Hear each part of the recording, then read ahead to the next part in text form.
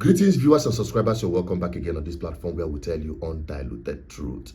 The news of Christian genocide is no longer a news, but the involvement and commitment of U.S. government is beginning to take shape as the Senate is taking decisive actions in their deliberation concerning the genocide of Christians in Nigeria. More Christians are killed for their faith in Nigeria than anywhere else in the world. Since 2009, Islamic jihadists have murdered more than 50,000 Christians in Nigeria, and more than 20,000 churches, schools, and religious institutions have been destroyed, most burned to the ground.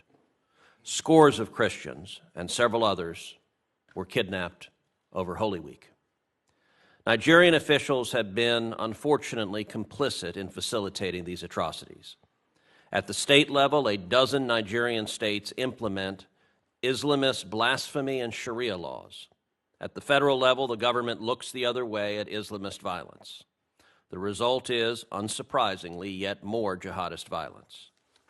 Last year, I introduced the Nigeria Religious Freedom Accountability Act, which would require placing Nigeria back on the country of particular concern list and impose sanctions on officials involved in enforcing blasphemy and Sharia laws.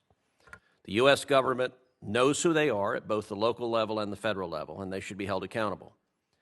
I'm sorry to say that Nigerian officials are, at a minimum, in denial of the government's role.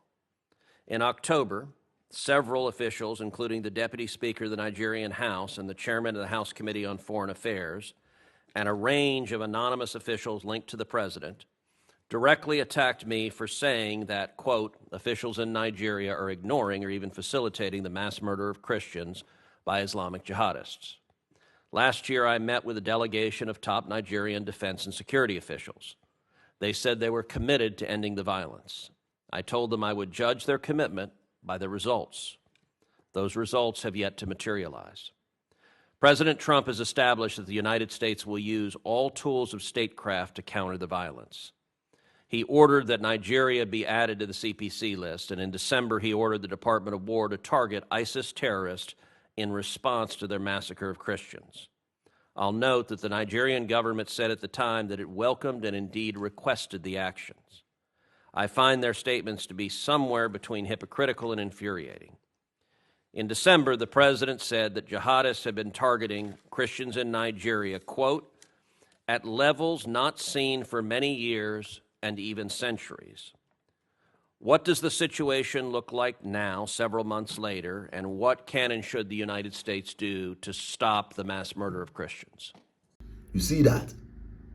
It is good they are directly indicting Nigerian government, APC-led government of Nigeria, indicting them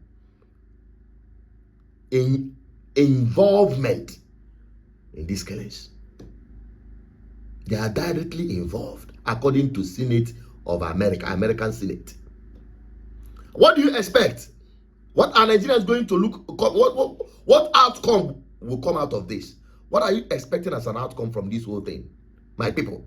For me, I'm expecting not too much, because I will always say, you hear me say, nobody is coming to help you. It is you Nigerians that will help yourselves. The greatest help you will do is for you to come out en masse and do the needful by putting an end to this impunity in the name of government come 2027. And let the world see the determination of Nigerians in changing this course, this impunity, this crime against humanity in the name of a regime under APC government as we have today. It is not going to be a business as usual kind of election. No, it's going to be a revolution. If it is not a revolution, they will still do you. The more you look, the less you see, and the man will continue. And the world will say, "Oh, I think Nigerians like it. Let it." Oh, they will just. That is how it's going to go. Nobody's coming to help you.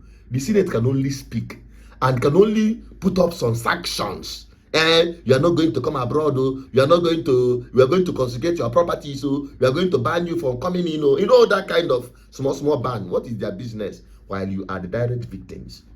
So don't expect too much. My own is that the bulk of the work is the Nigerian people. to fight their battle. I rest my case. My name is Asujan Peters, your advocate for good governance. More videos will show more insight. Bye-bye for now.